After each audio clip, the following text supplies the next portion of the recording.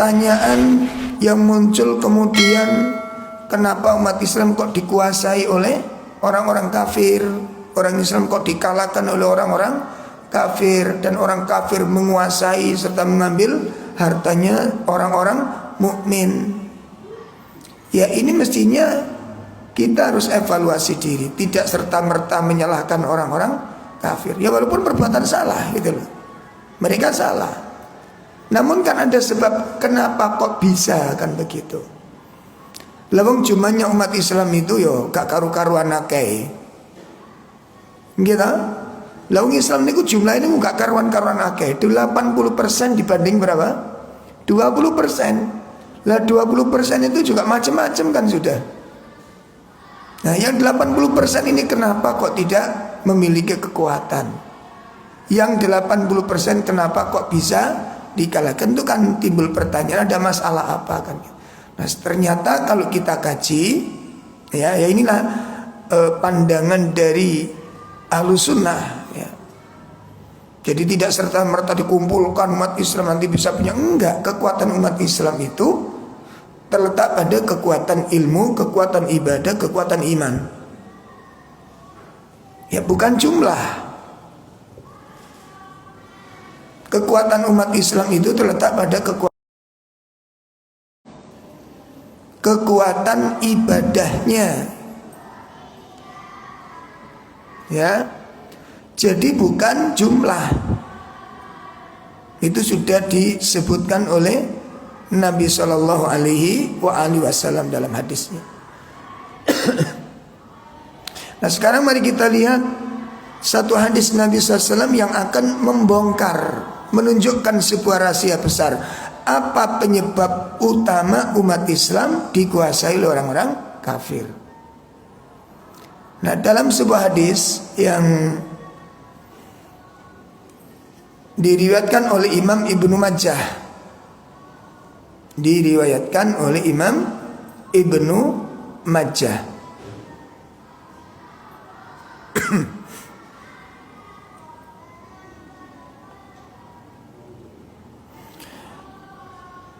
Rasulullah SAW menyatakan itu ada 5 mestinya nasihatnya dari Nabi itu. Ada 5 musibah yang akan menimpa kepada umat Islam. Nah, yang kita bahas satu. Apa? Wa yang kudu ahdallah wa lam yanqudu ahdallahi wa rasulih illa sallatallahu alaihim aduwan min ghairihim fa akhadu ba'dha ma fi aidihim. Masyaallah. Apa kata Nabi? Walam yanqudu ahdallahi wa rasul. Tidaklah umat Islam ini melanggar perjanjian Allah dan Rasulnya. Jadi apabila umat Islam melanggar perjanjian dengan Allah dan Rasulnya, apa yang terjadi? Illa sallatallahu alaihim aduwan min ghairihim. Perhatikan endingnya. Ya, kita simak akibat melakukan pelanggaran terhadap janji kepada Allah dan Rasulnya. Apa akibatnya? Sallatallahu alaihim aduwan min ghairihim. Allah akan menyerahkan urusan umat Islam ini kepada musuhnya. Loh. Yang punya kewenangan ini, yang menguasai, yang dikuasai, yang mengatur ini Allah Subhanahu wa taala. Ya, yang mimpin kita nanti siapa itu Allah yang akan menentukan. Walaupun kita tetap adanya ikhtiar, tapi yang menentukan adalah Allah Subhanahu wa taala. Coba bayangkan ini. Nah, sebagaimana dijelaskan yang mengangkat orang jadi raja, penguasa siapa? Allah Subhanahu wa ta'ala. Yang mengangkat, yang menurunkan, yang memberi, yang mencabut, itu adalah Allah Subhanahu wa ta'ala. Mari kita lihat pertama di dalam surat Al-Imran, pada ayat 26. Al-Imran 26. Allah Subhanahu wa taala berfirman, Qulillahumma malikal mulki tu'til mulka man tasha wa tanzi'ul mulka mimman tasha wa tu'izzu man tasha wa tudhillu man tasha biyadikal khair innaka ala kulli syai'in qadir. Ada terjemahnya? Katakanlah Muhammad, wahai Tuhan pemilik kekuasaan, Engkau berikan kekuasaan kepada siapapun yang Engkau kehendaki, dan Engkau cabut kekuasaan dari siapapun yang Engkau kehendaki. Engkau muliakan siapapun yang Engkau kehendaki, dan Engkau hinakan siapapun yang Engkau kehendaki. Di tangan Engkau-lah segala kebajikan. Sungguh Engkau maha kuasa atas segala sesuatu. Masya Allah.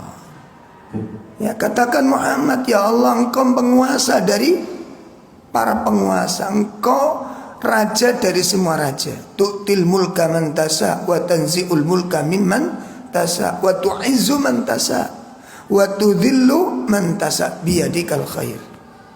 Nah, perhatikan ini ya. Nah, jadi kalau kita lanjutkan hadis tadi, Nabi SAW mengatakan apabila umat Islam ini merusak perjanjian dengan Allah dan Rasulnya, maka Allah akan jadikan orang-orang kafir ini penguasa atas mereka. Bayangkan, ini jelas sekali gitu. Ya, jelas sekali gitu loh. Allah jadikan orang kafir akan berkuasa atas mereka. Urusan umat ini akan diserahkan oleh Allah kepada orang-orang kafir. Setelah itu apa? Fa'akhadu ba'dha ma fi aidihim. Setelah mereka berkuasa, orang kafir itu mengambil sebagian apa yang dimiliki oleh orang-orang muslim. Jadi mana saja kita lihat di sana. Nah, ini persoalannya begini. Pertama, ini masih pelajaran yang ketiga, ya. Akibat dari melakukan sebuah pelanggaran terhadap janji. Tadi yang kita bicarakan hadisnya Nabi SAW, di mana umat Islam melanggar perjanjian dengan Allah dan Rasul. Sing dimaksud melakukan pelanggaran atau merusak perjanjian dengan Allah dan Rasul ini seperti apa contohnya? Yang dimaksud merusak perjanjian dan Allah dan Rasulnya ini adalah merusak konsekuensi dua kalimat syahadat. Merusak konsekuensi dua kalimat syahadat. Karena perjanjian Allah, perjanjian orang mukmin kepada Allah itu apa bentuk perjanjian ini, Pak? Perjanjian yang dilakukan oleh umat Islam kepada Allah ini perjanjiannya kayak apa? Mentauhidkan Allah. Syahadat itu perjanjian kita. Dengar loh. Dados kula mbek sampeyan niku sampun kagungan perjanjian kali Allah untuk apa? Mentauhidkan Allah. Itu. Perjanjian kita dengan Rasul ya dua syahadat itu, wa asyhadu anna Muhammadar Rasulullah. Nah itu dirusak. Nah, merusak perjanjiannya dengan bentuk apa? Dua hal. Satu, bentuk perusahaan terhadap perjanjian kepada Allah itu adalah dengan melakukan kesyirikan kepada Allah. Rusak sudah janji kita dengan Allah. Jadi dengan melakukan kesyirikan itu kita sudah menghancurkan perjanjian dengan Allah. Jadi perjanjian dengan Allah sudah ternoda, sudah rusak, sudah batal. Allah, sudah batal. Syahadat yang kita ucapkan sudah nggak ada manfaatnya. Dirusak dengan perbuatan syirik itu. Syirik itu ngerusak, Pak.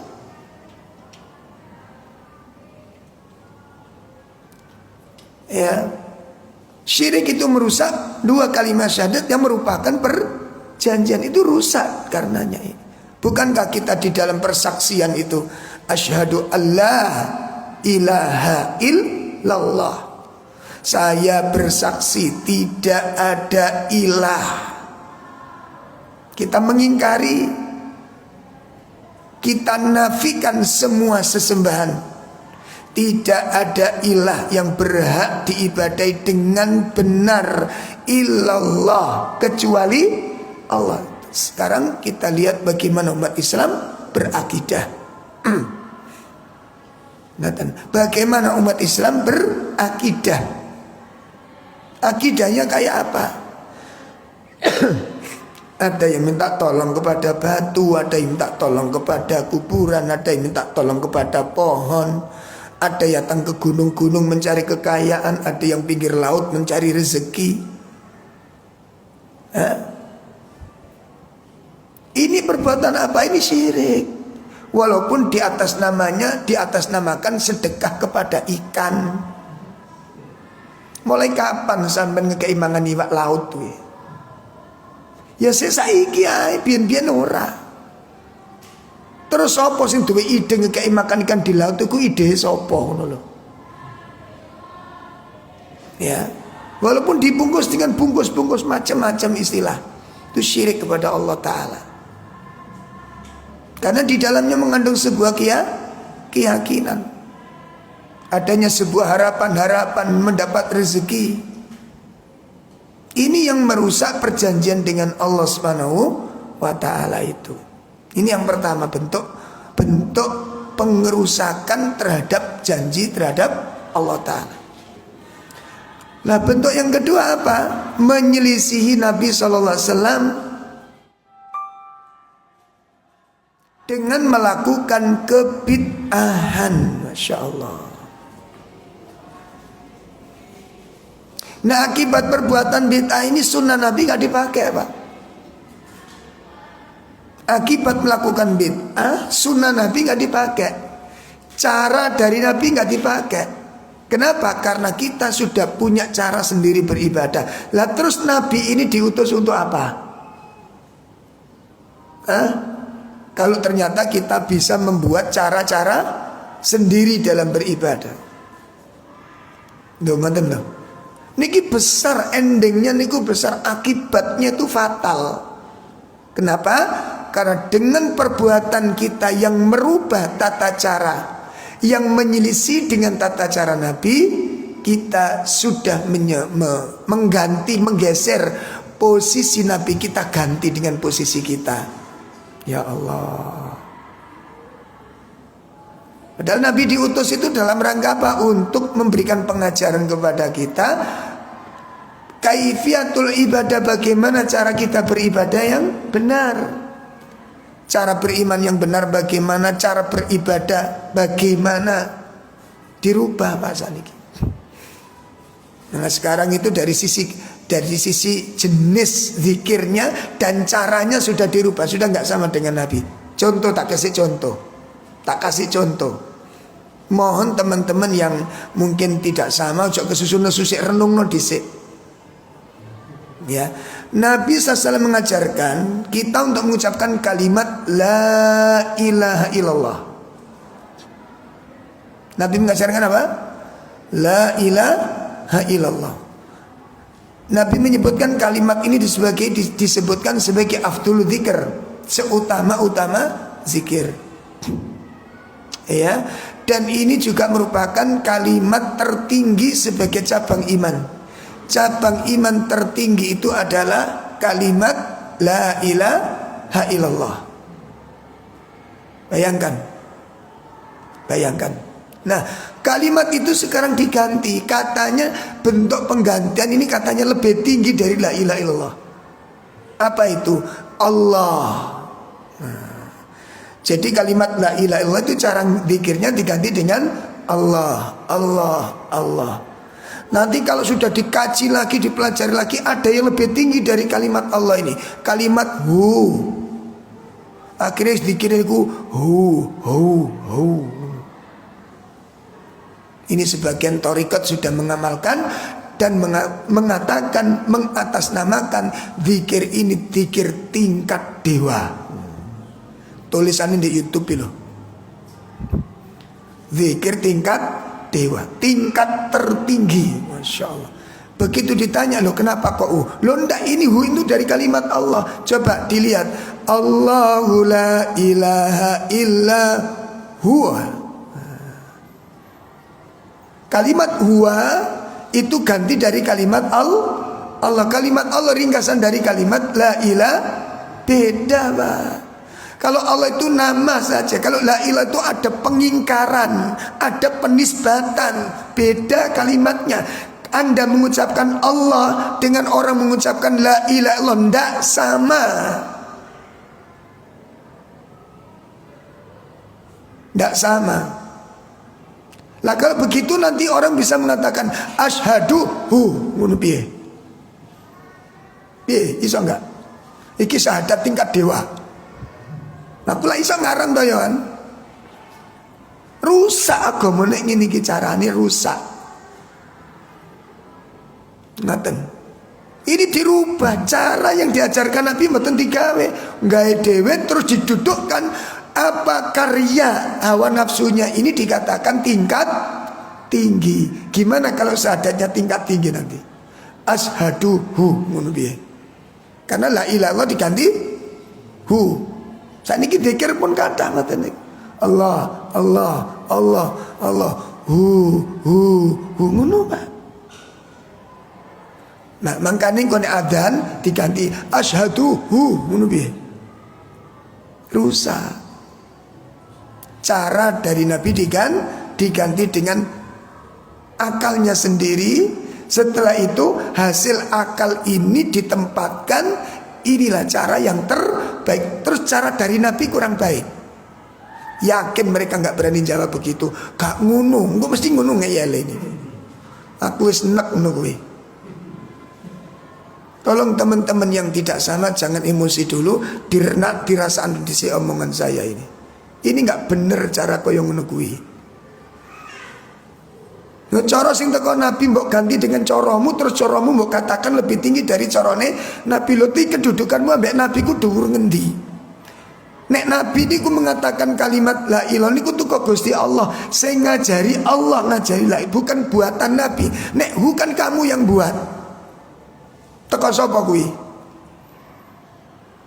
Zikir hu iku teko sapa? Teko pikiranmu, utak-atik pikiran iku diutak. Oh, iku ketemu ngene, ketemu ngene. Ini rusaknya di sini, Pak. Ini rusaknya di sini. Ya, karena saya lihat itu sudah sangat berlebihan. Dan ini sudah keluar dari cara-cara Ahlus Sunnah. Walaupun mereka tetap mengatakan sebagai Ahlus, tapi cara yang dibuat sudah bukan lagi dari akhirnya rentetannya banyak macam-macam nih kan. Sing ketemu Nabi lah, sing diajari zikir cara Nabi lagi lah. Lo Abu Bakar sama kayak Abu Bakar, Umar, Utsman setelah Nabi orang tahu ketemu sama sekali dengan Nabi setelah Nabi meninggal. Lah kok zaman saiki les ngaku-ngaku ketemu dengan Nabi sallallahu alaihi wasallam. Dalam keadaan apa? Hadir loh, bukan dalam mimpi. Mimpi aja dipertanyakan. Akhirnya diajari dengan zikir baru, lono zikir baru barang. Ini penyimpangan-penyimpangan, dan inilah yang kemudian menyebabkan kemurkaan Allah Subhanahu wa taala, melanggar perjanjian dengan Allah. Jadi melanggar perjanjian dengan Allah tadi bentuk pripun? Napa? Melakukan kesyirikan, melakukan pelanggaran kepada Nabi bentuknya pripun? Melakukan kebid'ahan. Cara yang diajarkan Nabi enggak dipakai, Pak. Allah. Padahal bagaimana kita menempatkan ayat laqad kana lakum fi rasulillahi uswatun hasanah, itu piye tempat ayat niku? Gimana kedudukan tidak terbaik? Terus siapa yang lebih baik daripada Nabi Sallallahu Alaihi Wasallam? Siapa yang lebih sempurna keislamannya dibandingkan Nabi Sallallahu Alaihi Wasallam? Nah, ini pelajaran yang ketiga. Jadi melanggar janji itu merupakan sebab kehancuran. Pun niki sebab kenapa umat Islam dikuasai oleh orang kafir. Sudah ketemu jawabannya. Sebabnya apa mau? Melakukan pelanggaran, merusak perjanjian dengan Allah. Nah, berarti obatnya apa sekarang supaya umat Islam mendapatkan kedudukan di mata Allah? Ayo, napa? Memenuhi janji. Ngaten. Supaya umat Islam enggak dikuasai oleh orang kafir, makanya apa? Memenuhi janji. Bagaimana bentuk memenuhi janji? Melakukan dua hal.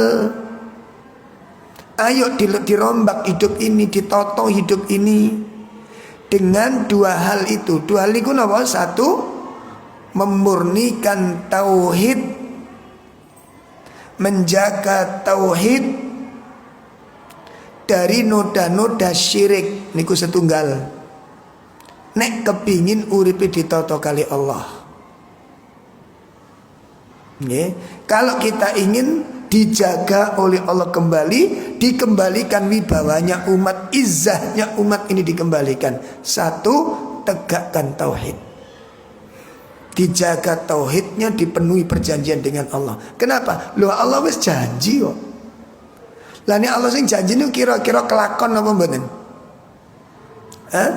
Nek Allah sing janji kira-kira kelakon apa mboten? Pasti akan terbuka. Insya Allah, pasti terpenuhi. Karena Allah la yukhliful mi'ad. Allah tidak mengingkari janji. Mari kita lihat apa yang dijanjikan Allah kepada orang yang bertauhid kepada Allah. Kita buka surat An-Nur. Niki janji Allah Ta'ala.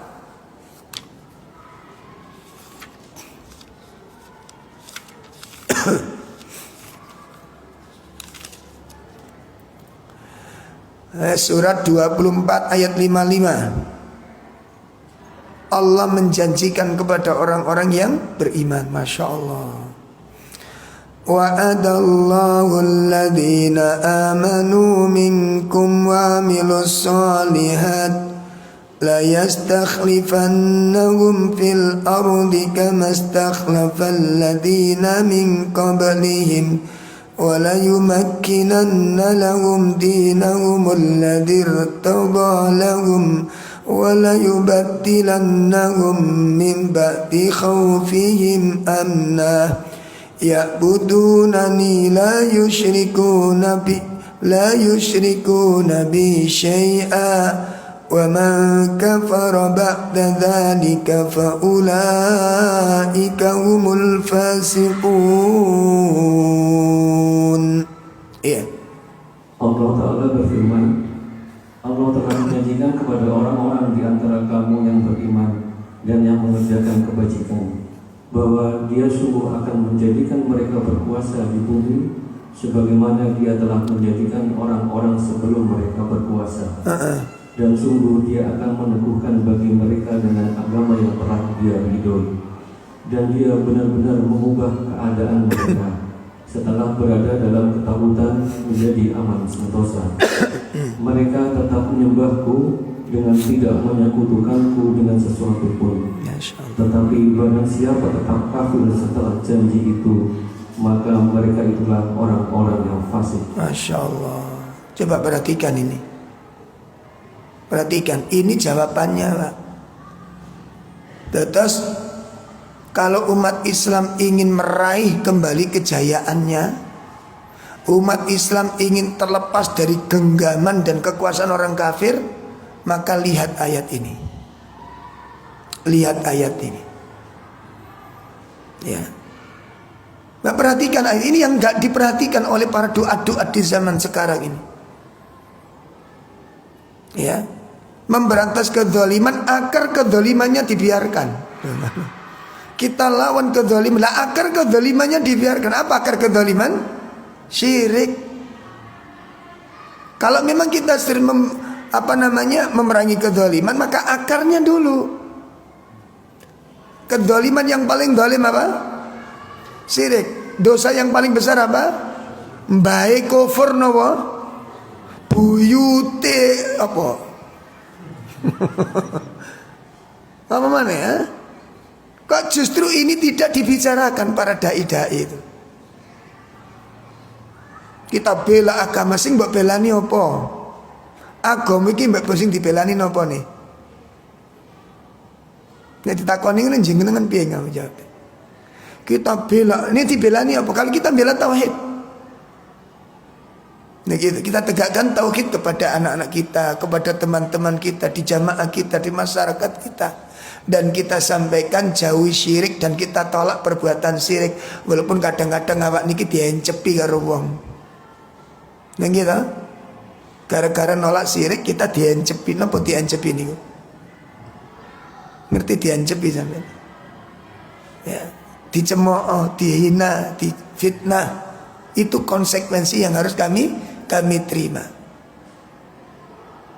Bagaimana mungkin kita akan meraih pertolongan membela agama sementara pilar agama yang paling penting diabaikan. Pilarnya itu tauhid. Nonton Mbak? Sudahkah kita tegakkan tauhid ini dalam masyarakat kita dan kehidupan kita? Kalau kita ingin menegakkan syariat, syariat paling tinggi apa? Hah? Tauhid. Loh gimana? Loh kenapa tauhid ini nggak dikonsumsi dengan optimal, tidak menjadi dakwah prioritas? Ya, malah tidak dianggap penting katanya. Zaman saat ini kok bahas masalah syirik aja. Justru ini dakwahnya para rasul, dakwahnya para nabi, tegaknya umat di dalam kemuliaannya, terbebasnya umat dari cengkeraman kedzaliman itu ketika kita sudah menegakkan tauhid. Makanya Allah janjeni wonten gini surat An-Nur. Apa janji Allah? Satu, kalau umat ini sudah menegakkan imannya dengan benar, menegakkan tauhidnya dengan benar, Allah mengatakan apa? Satu, la yastakhlifannahum fil ard. Allah akan menjadikan umat ini sebagai khalifah. Allah akan jadikan umat ini sebagai penguasa, bukan dikuasai. Paham ya? Niku sing dijanjeni Allah. Jelas nggih? Allah menjanjikan apa yang dijanjikan Allah, la yastakhlifannahum fil ard. Kami akan menjadikan mereka sebagai apa? Khalifah di muka bumi ini. Yang pertama. Yang kedua apa? Wala yumakkinanna lahum dinahum alladzi irtadalahum. Ya. Yang kedua apa? Allah akan meneguhkan bagi mereka dengan agama yang telah Dia ridhoi. Allah teguhkan agama ini. Allah jadikan agama ini sentral pembelajaran, sentral peradaban. Islam itu sentral peradaban. Ngaten. Sentral untuk membentuk karakter Islam agamanya. Karena Islam itu datang untuk membangun, bukan untuk merusak. Islam datang itu untuk memperbaiki keadaan, bukan untuk merobek-robek keadaan, bukan mencarut-parutkan, untuk memperbaiki keadaan umat. Itu yang kedua. Allah akan teguhkan agama mereka. Yang ketiga apa? Wala yubaddilannahum min ba'dihim khaufim amnah. Kami ganti kekhawatiran, ketakutan, kecemasan mereka, kami ganti dengan rasa aman. Kami ganti dengan rasa aman. Ketakutan, kecemasan, kekhawatiran itu akan diganti oleh Allah dengan rasa aman, rasa tentram, rasa damai. Apa syarat yang harus dipenuhi? Ya'budunani la yusyrikuna bi syai'an. Dan mereka tidak senantiasa, mereka tetap beribadah kepadaku dan tidak melakukan kesyirikan sedikit pun. Perhatikan, syarat utamanya di sini. Sekarang kita lihat yang terjadi di masyarakat Islam itu berdiri di atas tauhid atau berdiri di atas kesyirikan. Ayo, kesyirikan bahasanya. Mulai bayi niku wis dilotek syirik. Mulai masih ada di dalam kandungan sudah dihadapkan dengan, sudah disiapin dengan ritual-ritual yang mengandung kesyirikan. Begitu lahir procot langsung disambut dengan apa? Kesyirikan. Masya Allah. Dihibur dengan hiburan kesyirikan, dibesarkan dengan nuansa kesyirikan. Ya Allah, gimana umat ini akan ditolong oleh Allah? Lalu bagaimana kita akan membela? Kita bela, makanya kalau kita bela itu sing dibela niku napa? Ya. Lah kalau kita tidak mendakwakan tauhid, kalau tidak kita jadikan dakwah tauhid itu dakwah prioritas, terus kita dakwah itu ngikuti dakwah sapa? Dakwah Nabi niku napa? Dakwah para nabi, semua nabi yang diutus sama Rasul itu. Dari mulai Nabi Nuh sampai Nabi Muhammad, prioritas dakwahnya apa? Dakwah tauhid niku dakwah ya dhewe iku nuruti dakwah sapa? Nerus nih dakwah sapa? Ngono lho. Jelas ini? Nah kok malah kita tinggalkan kesyirikan, kita abaikan masalah tauhid dan syirik, lalu kita prioritaskan dakwah-dakwah yang lain. Kita ngikuti dakwahnya siapa? Dakwahnya Nabi Nuh tauhid, ngajak orang tauhid menjauhi syirik. Makanya Nabi Nuh ditolak, makanya Nabi dimusuhi. Dimusuhinya itu karena jelas. Seperti dimusuhinya Nabi Ibrahim, sebagaimana dimusuhi Nabi Hud, sebagaimana Nabi Saleh, sebagaimana Nabi Musa, sebagaimana dimusuhinya Nabi Muhammad SAW. Itu karena mendakwakan tauhid. Nah, makanya kalau panjenengan dengan saya betul-betul ingin mengembalikan keadaan supaya umat ini diberi kemuliaan oleh Allah, ya, supaya umat ini dijaga oleh Allah, dibebaskan dari cengkeraman kezaliman orang-orang zalim, maka ada dua hal yang harus kita lakukan. Satu, apa? Menjaga ketauhidan diri dan umat. Ayo kita ajak mentauhidkan Allah Subhanahu wa taala. Dan sekaligus niki kalau mengajak tauhid berarti gandengannya apa? Menjauhkan diri dari kesyirikan. Niki paling penting, gak ada dakwah yang paling penting mengalahkan ini. Gak ada. Gak ada dakwah yang paling utama dibandingkan dakwah ini. Tauhid kepada Allah. Ya. Yang kedua apa? Menjaga sunnah. Supaya perjanjian dengan Rasul itu sunnah. Mengamalkan sunnah Nabi SAW dan menjauhkan diri dari menyelisihi Nabi. Ya, bentuk ibadahnya dan cara beribadahnya tidak boleh menyelisihi Nabi. Nek sampean gawe-gawe dhewe terus dikatakan ini yang terbaik, berarti coro teko Nabi kurang baik, makanya sampean gawe no. Soalnya Nabi kurang apik, karena kita yang lebih baik dari Nabi. Ngono. Hah? Ini dosa apa lagi yang kita buat ini? Makanya umat Islam berantakan. Kenapa? Karena meninggalkan sunnah. Ya, beragama mengikuti keinginan pikirannya. Menemukan cara begini dibuat, cara beribadah, cara dari Nabi nggak dipakai. Ini yang menyebabkan kenapa Allah timpakan siksaan dari Allah Ta'ala berupa apa? Dikuasakannya urusan umat ini kepada orang kafir. Makanya kepingin dandani umat ini jadi dibebaskan oleh Allah, diselamatkan Allah dari cengkeraman kedzaliman dan kekafiran, supaya nggak dikuasai oleh orang-orang zalim dan kafir apa? Melakukan dua hal. Pun nggih. Itu pelajaran yang ketiga.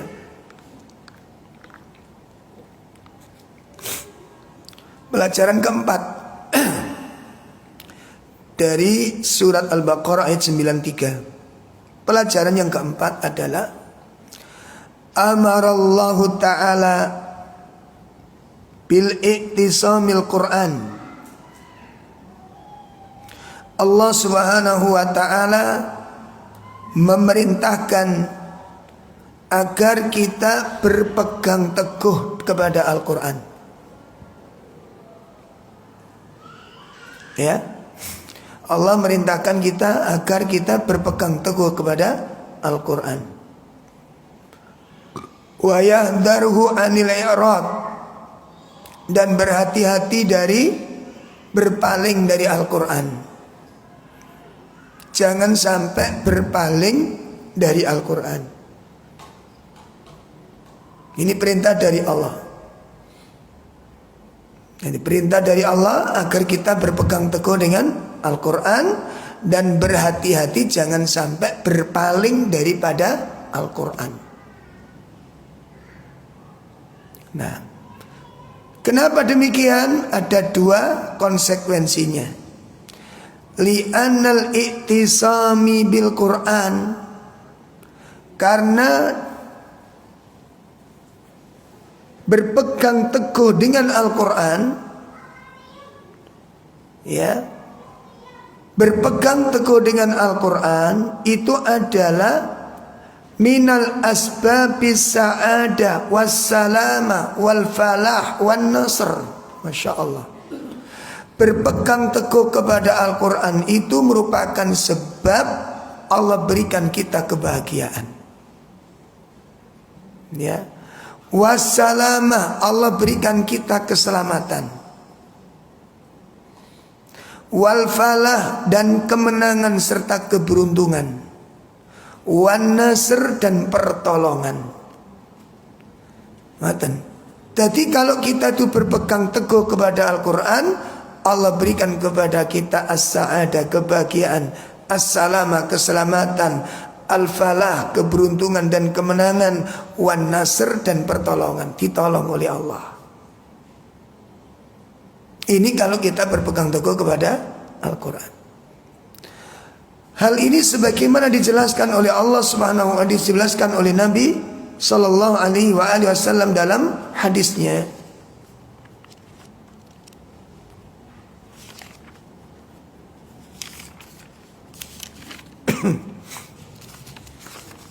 Ya, jadi Rasulullah sallallahu alaihi wasallam bersabda, inna hadzal Qur'an hablullahil matin. Al-Quran itu merupakan, ya, kabel Allah, tali Allah yang sangat kokoh. Perhatikan, hablullahil matin. Al-Quran itu merupakan tali Allah yang sangat kokoh. Wa huwa nurul mubin. Dia itu adalah cahaya yang terang benderang. Ngaten. Makanya mengatakan baik dan tidak itu dengan Quran, bukan perasaan, tapi dengan Al-Quran. Nek Quran muni elek, ya berarti elek barang itu, ya. Nek Quran ngomong apik, berarti perbuatan itu apik. Jadi ngomong elek apik itu sesuai dengan yang dikatakan oleh nek menungso sing nilai niku relatif. Ngaten. Nek menungso sing nilai niku relatif pun. Jadi Quran itu merupakan cahaya yang sangat terang. Wa huwa syifaa'un nafi'. Dan Al-Quran itu obat yang sangat bermanfaat. Obat yang sangat bermanfaat. Kemudian beliau mengatakan ismatun liman tamassaka bih. Al-Quran akan menjadi penjaga. Al-Quran akan menjadi penjaga liman tamassaka bih, bagi orang-orang yang berpegang teguh dengannya. Jadi orang-orang kalau berpegang teguh dengan Al-Quran, Allah akan jaga dia. Dari apa? Penyimpangan. Tidak mungkin kita nyimpang. Wa najatun, dan menjadi penyelamat. Al-Quran menjadi penyelamat limanittaba'ahu, bagi orang-orang yang mengikutinya. Ini efek, ini buah kalau kita berpegang teguh dengan Al-Quran. Kita akan diberikan kemenangan-kemenangan dan pertolongan dari Allah Ta'ala. Nah sebaliknya, dampak buruk dari meninggalkan Quran, berpaling dari Al-Quran. Berpaling itu mengabaikan, Pak. Ya, mengabaikan Al-Quran. Membacanya enggak, merenungkan kandungannya enggak, mendalami isinya enggak, mengamalkannya juga enggak. Itu namanya i'rad. Dan itu bertingkat-tingkat orang i'radul Quran itu. Ya. Jadi kalau orang itu fa'amul i'rad, adapun berpaling daripada Al-Quran, sababul halak wad dolal wahzamu wal faut.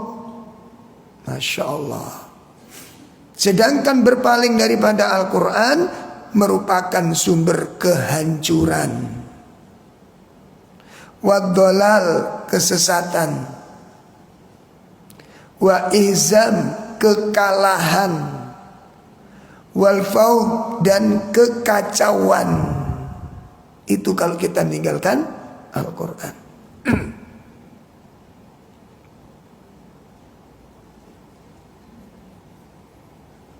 Jadi kalau umat ini meninggalkan Al-Quran, maka akan binasa, akan hancur umat ini.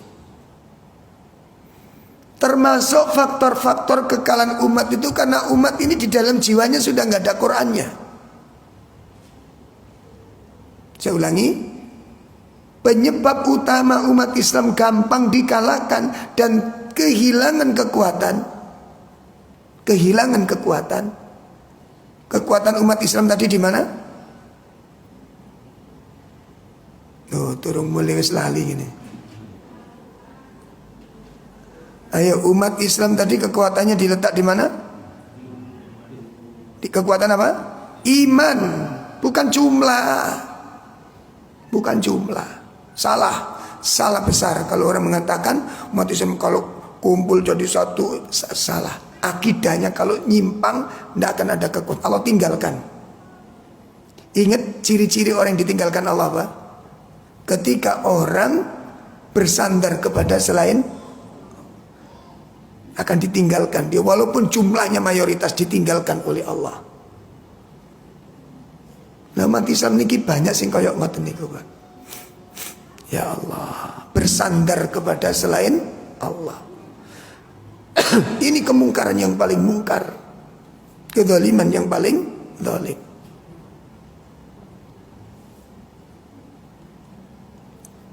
Jadi mari kita lihat ayat-ayat Al-Quran menjelaskan tentang bahaya bagi orang yang berpaling dari Al-Quran. Pertama,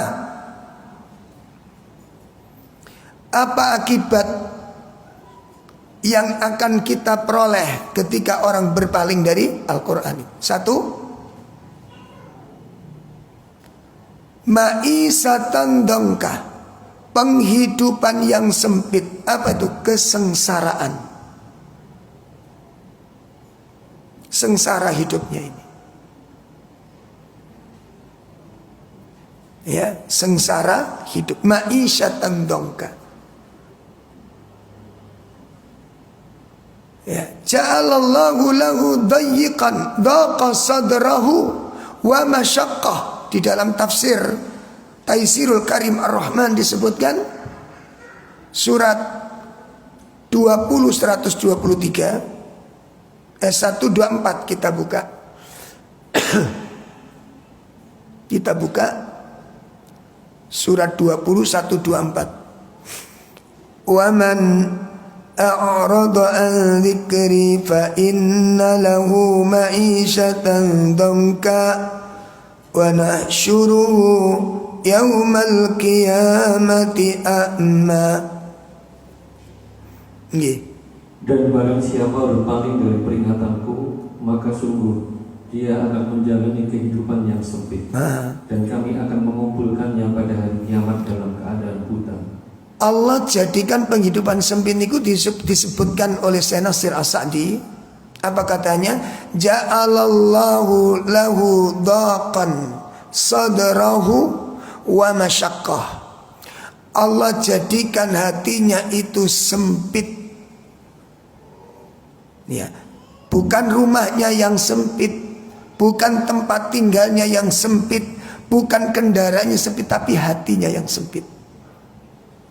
Lah kalau orang itu hatinya sudah sempit, tinggal di mana saja dia akan tersiksa.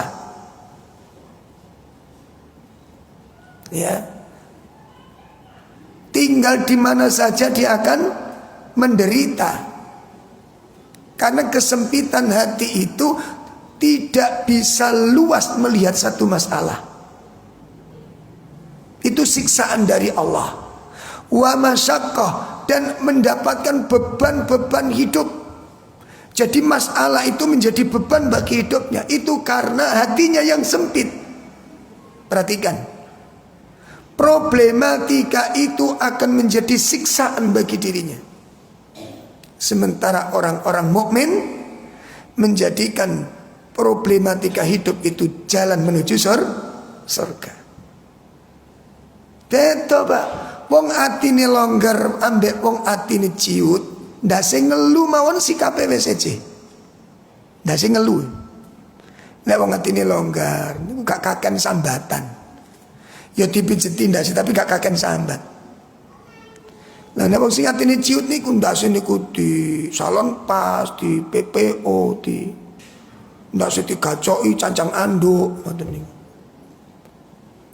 Bahasa-bahasa keluhan-keluhan itu keluar semua. Itu namanya ma'isyatan dongka. Dan itu kata Sinasir, ya, wala yakunu dzalika illa adzaban, kata beliau. Dan mereka mengalami yang demikian itu didalil adalah azab dari Allah dalam hidup. Ini di dunia Pak sudah merasakan azab. Itu ketika kita tinggalkan Al-Quran. Di oman itu kayak ciut hati ini, gak enak, gak betah di rumah itu. Ini salah satu siksaan Allah Ta'ala. Nah, ayat yang menyebutkan Allah akan ancam mereka dengan penghidupan sempit tadi ada dua makna. Yang pertama kesempitan di dunia tadi seperti sudah kita jelaskan. Yang kedua kesempitan alam kuburnya. Allah, ini lebih mengerikan lagi nanti. Disempitkan alam kuburnya oleh Allah. Ini ketika kita tinggalkan Al-Quran. Ini dampak buruk ketika berpaling dari Al-Quran. 1. 2. Akan mudah dikalahkan oleh orang-orang kafir. Akan mudah dikalahkan oleh orang-orang kafir. Surat 41 ayat 26. Surat Fussilat ayat 26. وقال الذين كفروا لا تسمعوا لهذا القرآن والغوا فيه لعلكم تغلبون. Allah Ta'ala berfirman, dan orang-orang yang kafir berkata, janganlah kamu mendengarkan bacaan Al-Quran ini dan buatlah kegaduhan terhadapnya agar kamu dapat mengalahkan mereka. Ya, insyaAllah. Orang kafir berkata, jangan kamu dengarkan Quran ini dengan serius. Nah, Kalimat ini Pak tentunya tidak kalimat harfiah. Ini merupakan kalimat majas. Kalimat sindiran. Ngaten. Jadi bentuk, nggak mungkin orang kafir jangan dengarkan Quran, rame Pak kalau gitu. Jadi yang dimaksud jangan kamu dengarkan Quran itu orang kafir itu membuat sebuah acara bagaimana umat Islam itu tidak sempat dengar Al-Quran. Itu pertama. Yang kedua, walghaw, bikinlah kegaduhan. Artinya apa? Bikinlah umat Islam itu sibuk sehingga tidak lagi sempat untuk mendalami Al-Quran. Nah, kalau umat Islam dengar Quran sudah ndak, mendalami Qurannya juga sudah ndak, la'allakum taghlibun, agar kalian bisa mengalahkan umat Islam dengan mudah. Berarti sumber kekalahan umat Islam di mana? Meninggalkan? Sudah jelas. Berarti untuk mencapai kemenangannya bagaimana? Ayo anak-anak kita dijadikan sebagai orang-orang yang cinta kepada Quran. Ya, ndak harus hafal, tapi kalau memang bisa hafal biarkan. Tapi kalau mungkin kemampuannya tidak, jangan dipaksakan. Yang penting mereka cinta kepada Al-Quran. Jadi kalau anak kita kok niku gak apal-apal sih, nak kok koncomu, ya sampean mikir sampean dhewe sik ngono. Wong kula mbek sampean nambah sak itu 2 bulan lho, gak nambah-nambah ayat itu. Ayo, bener apa enggak? Sak ayat 2 bulan gak nambah-nambah. Anak dikuper-uper kok kan hafalan. Ya, kalau memang punya potensi ke sana, alhamdulillah. Kalau enggak, jangan dipaksakan. Mungkin potensi anak kita bukan di situ. Ya, ditempatkan di tempat yang tepat. Iya. Soleh harus, hafal Quran tidak harus. Tapi kalau memang punya potensi, kenapa tidak? Ngerti maksud saya? Ojo salah paham. Ini kok iso digoreng mana ini? Jadi Pak Ro'ub, hafal Quran itu gak penting. Kualat sampai ngomong ngono gue. Aku ngomong ngono ta? Ora, ojo salah paham kan. Karena kemampuan orang untuk menghafal itu kan mboten sami gitu. Anak kita bisa jadi bidangnya bukan mungkin di sosialnya. Enggak apa-apa, masuk surga dengan sosialnya. Enggak harus dengan Quran. Jalan menuju surga itu buahnya terbentang di mata kita ya. Ya, bisa dengan harta, bisa dengan ilmu, bisa dengan tenaga, bisa dengan bermacam-macam. Nah, itu ada kitab Mujibatul Jannah, 62 amal yang bisa mengantarkan ke dalam surga. Macam-macam bentuk wong, karakter wong niku juga macam-macam. Kemampuan orang dalam beribadah juga macam-macam. Jadi kalau kita sudah bisa melakukan ibadah secara optimal, satu bentuk ibadah, itu jangan bangga dulu. Kan kadang-kadang kita bisa melakukan suatu ibadah, orang lain yang tidak bisa lakukan, itu bukan berarti kita lebih mulia dari orang lain. Keliru. Mana? Paham ya? Nah, contohnya tadi pagi saya buat contoh itu. Jadi ada kalanya kita bisa ngaji sana, ngaji sini. Ya. Bisa satu hari itu 4 kali ngaji, luar biasa. Iki paling gak dibojo paling iki. Kok ngeluh ya, itu satu misal ya, satu misal begitu. Terus ada orang itu nggak bisa sama sekali datang kajian, nggak bisa sama sekali. Kenapa? Dia harus ngurusi orang tuanya yang sakit yang nggak bisa ditinggal, atau pasangan hidupnya yang sakit. Jangan dikira ini nggak punya amal utama. Ya, makanya amal menuju surga itu bukan cuma 1, 2, puluhan macamnya itu. Wong cabang iman saja 70 macam itu. Maka kita tidak boleh menafsirkan kebaikan untuk menuju akhirat itu hanya 1, 2 amalan. Bukan hanya dengan baca Quran kita masuk surga, bukan hanya dengan zikir kita masuk surga itu. Jelas ini? Wong Nabi aja mengatakan apa itu? Kalau seandainya aku punya kesempatan waktu, perhatikan. Perhatikan, iktikaf di Masjid Nabawi. Perhatikan, iktikaf di Masjid Nabawi lebih utama di mana daripada iktikaf di Masjid Mutiara ini. Ini kok ngelakno Ustaz Rauf melecehkan mutiara ngono sampean. Lambene wong opo iki? Nah, enggak, pertanyaan gini loh. Iktikaf di Masjid Nabawi itu adalah iktikaf yang termulia. Betul apa enggak? Karena Masjid Nabawi itu masjid yang paling utama nomor 2 setelah Masjidil Haram. Perhatikan, Nabi SAW, perhatikan, Nabi SAW mengatakan, seandainya aku punya kesempatan mendampingi saudaraku untuk mengurusi hajatnya sampai selesai, berarti kan di luar masjid. Gimana? Berarti kan di luar masjid. Seandainya aku punya kesempatan mendampingi saudaraku memenuhi hajatnya sampai selesai, itu lebih aku cintai, kata Nabi. Mendampingi saudaraku untuk mengurusi hajatnya sampai selesai, itu lebih aku cintai, kata Nabi, daripada iktikaf 1 bulan di masjidku ini.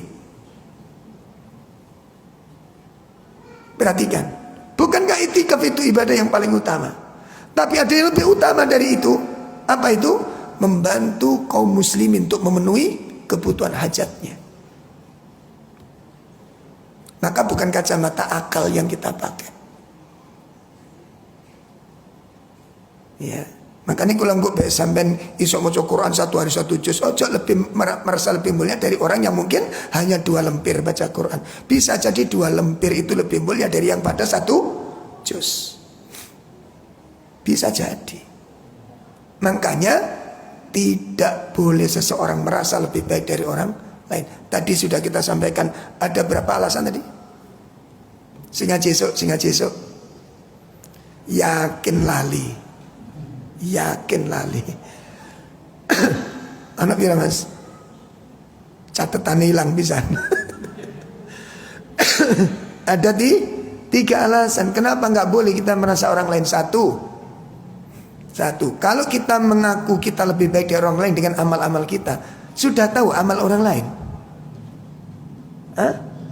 Sampeyan kali kalau ngerti amal wong liya, sudah mengadakan riset. Lah kalau enggak tahu, lah kok bisa jenengan mengatakan saya lebih baik daripada orang? Dari mana? Nah, gitu loh.